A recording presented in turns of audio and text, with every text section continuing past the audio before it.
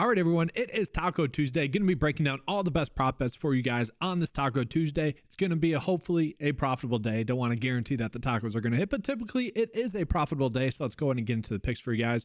As you guys know, though, yesterday was another profitable day as well. The two slips that we gave out, one on Underdog, one on PrizePicks, both hit to put our units one on the year for 106.5. I mean, just a stellar year thus far.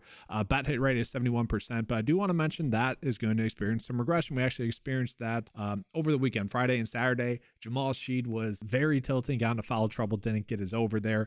But yeah, good run thus far in 2024. Hopefully we can continue that today. Hopefully the tacos go at least 2 for 3, so it's going to be a profitable day for us. Looking at the board right now, we are getting enough prop bets to the point where we should be able to make some educated bets. Now, I do want to call it that in NBA specifically, guys, there are a lot of key injury situations to monitor. Donovan Mitchell out, Strus is out. Like for Cleveland, they're very banged up. For Boston, very banged up. Brown, Porzingis could both sit.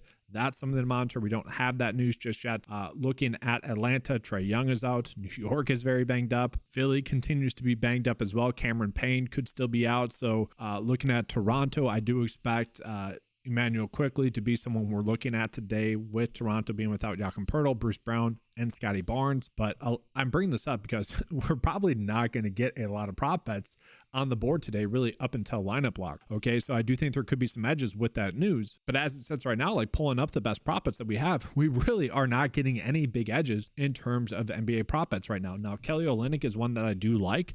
Obviously, Kelly Olynyk with Toronto now, he is getting what I would say would be an interesting line. Like if we knew for sure that he was going to get 30 plus minutes or around that without splitting minutes with Joachim Poeltl, then we'd feel pretty comfortable about this one. But I will say probably does have a good chance to get the over here, just assuming that he does get more run here. I'm actually curious, do we have him projected for minutes tonight? Yeah, so around 30. So he averages about 20 on the season. That's been up a little bit more since he's joined Toronto. So looking at this, guys, his average would be about, so he's averaging a little bit over a point per minute in terms of PrizePicks scoring. But if we give him the projection there of minutes, times what he should be getting, if he gets those minutes, he should be able to get this over. Maybe not by a lot, and that's why it's still only about a 53.7% edge, but that is simply going to be a good one.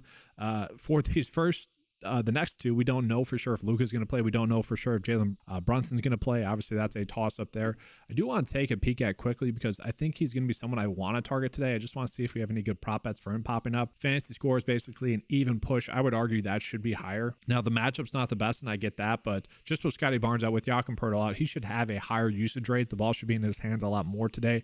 And so I would say that line does feel a little bit too low for him. Wendell Carter going against Charlotte's a little bit interesting as well, even though his minutes have been limited. I wouldn't hate that line, but at the same time, it does feel like we'd probably be forcing it a little bit. But yeah, we're only getting 2 games right now. It makes sense. So really, only Kelly Olynyk's the best one that's popping up. Let's go on again to college basketball here. As you guys know, part of the reason why we've had this really awesome stretch lately is because of college basketball. Those prop bets continue to hit at a much higher rate than their expected rate, which is the edge here. Now, I do think it's worth calling out that with college basketball, we are going to see that some days PrizePicks is going to be more right. Some days Underdog is going to be more right. Most of the time, though, the average sportsbook line is going to be more correct than those two. But that is the thing about college basketball, is because it's harder to predict. We do see like prop bets hit or miss in groups more often, which for prop betting, I think we would mostly take that. Like I would rather have one really good day, where all the bets hit, and 2 bad days, honestly, because let's say we go 4 for 4 on one day and then the next 2 days we missed. Well, at least the units that we're winning with that are going to be much better. Be 8 units won for that example, or profit, I should say. Now, I do find it interesting, the best profits that we were getting for college basketball right now. We got one where it's a good EV bet, rebounds, 5.5. I know, a couple of days ago, someone's like, man, this channel really became fantasy score prop bets. And I'm like, this channel's always been about giving you guys the best bets. I can't really control which ones those are. But today, college basketball wise, look at this. We're getting 3 really good EV bets that are going to be rebounds, points, and points. That's a little bit more fun for people. So Styles for under 5.5 rebounds. Now, don't love the fact that the projection data likes him to get 6, but Underdog has bumped this down to 5 because it is a good EV bet. I would imagine PrizePicks does that. So again, it's going to be tough to put that on the bet of the day for you guys, because I would imagine that it gets bumped down. Same thing for this one, Jaden Henley for unders points at 11.5. And we also have, and the thing I like about this one, guys, the projection data has that 9.6. So that one correlates pretty well.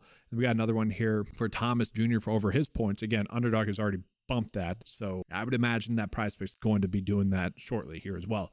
In terms of fantasy score prop bets, guys, we have none, and so that is tilting today because, as I mentioned, this has typically been a sweet spot for us in terms of prop betting. Now, I do want to take a peek at the prop line differences. Are we getting any massive differences today like we typically do with college basketball? And not yet. Now, this could change throughout the day. I'm recording this at kind of my normal time, so it's kind of weird that we're not getting bigger edges. But looking at it right now, I would say these two, especially this one where the data is already telling us to bet the over, we can kind of see that the line should be in the middle. It should be at 36.5 here, right? Because the average sportsbook line has it at that. The projection data also agrees with that. Underdog seems to be one too high. PrizePicks seems to be one too low. I like betting the over there. I feel pretty good about that one, and the data is already telling us to bet the over there.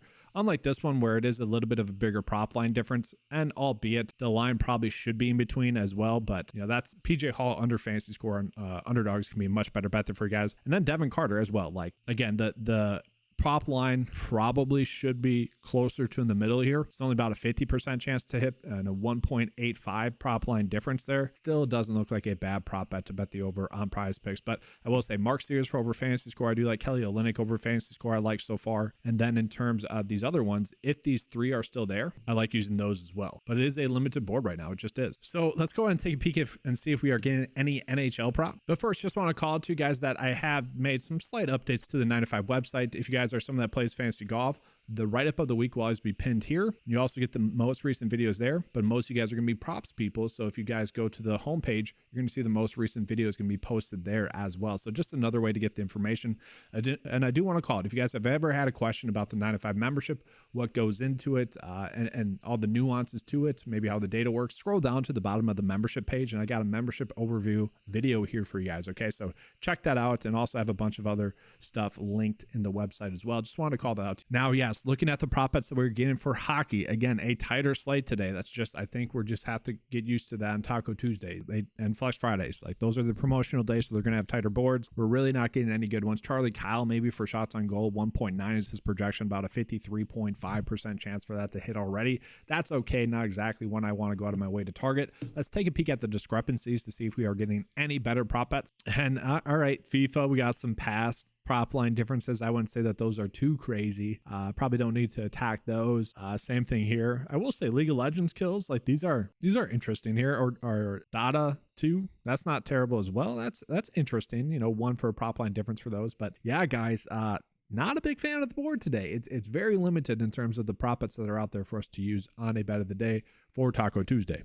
And real quickly, before I get into the bet of the day, I do just want to call it that I did do a quick data refresh, and we are getting some Kansas props for today, and I want to call it this one. Kevin McClure Jr., very big prop line difference here, guys. Very good middling opportunity here as well. Now, I will say, man, this is a crazy prop line difference. Not only does Underdog have the set at 35.75, the projection data likes that at 37, and the average sportsbook line would have the set at 35. PrizePicks at 32.5 drastically seems too low. Now, this could happen like Jamal Sheed, where we had a massive edge on Saturday. It was basically a Taco Tuesday. He ended up missing his over by, I think it was 0.5. Got in a foul, had a sloppy foul at the half.